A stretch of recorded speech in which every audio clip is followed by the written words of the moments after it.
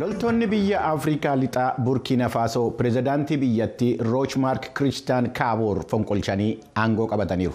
Gabaasa waaltaa oduu VOA irraa qindaa'e jaallanneen akka taanutti dhiyeessiti.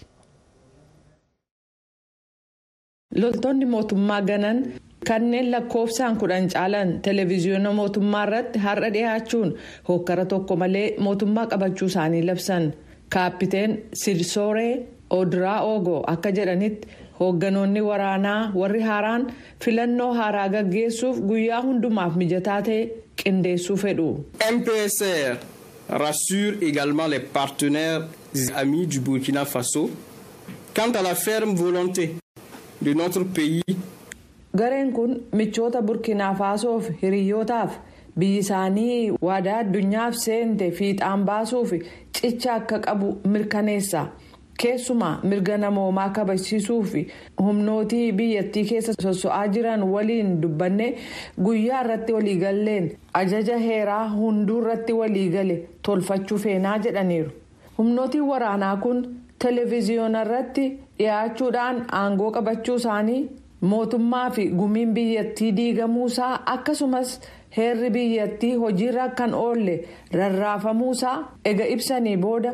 Namoonni kurna hedduun magaalaa Ogaaduguu keessatti walitti qabamuun gammachuu qaban ibsan. L'armée a répondu à l'appel du peuple. Le président Rochmark Christian Kabore a été destitué.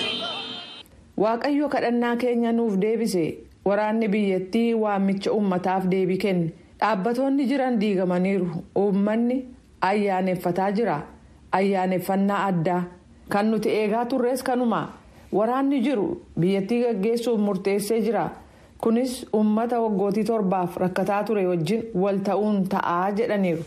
Pireezidaantiin biyyattii Kaboreen eessa akka jiran ifa miti. Tiwiitarii isaanii irratti wiixata kaleessaa barreeffamni ture. Waraanni meeshaa lafa kaa'aa milkaa'ina deemokiraatawaa argameef eegumsa godhaa ka jedhu ture. Paartiin Kaborees duraan akka jedhetti yaalii ajjeechaarraa lubbuun hafeera jechuu bira darbee. Gadi fageenyaa waan ibseen qabu. Burkina Fasoon garee shororkaa Alqaayidaa fi Islaamik Isteet waliin hidhata qabu bara 2015 kaasee walitti bu'iinsa keessa jirti. Maadhee waraanaa biyyattii kaabaa keessa jiru baatii sadaasa darbe shororkeessota miseensota waraana biyyattii 49 ajjeesaniin ega to'atame as fonqolchi mootummaa akka jiraatu torbanneeniif dubbatamaa ture. Pireezidaan Kaboreenis kanaaf jecha. Miseensota kaabinee fi hoogganoota waraana biyyattii baatii muddee keessa aangoo irraa buusuun deebii kennan yeroo waggaa tokkoof walakkaa yookaan baatii 18 keessatti Afrikaa dhiyaa keessatti fonqolchi mootummaa innaa gaggeeffamu kan Burkina Faso kun isa sadaffaadha. Sandura Maalii fi biyya ollaa ishee taate Giinii keessatti fonqolchi wal fakkaataan gaggeeffamuun ni yaadatama.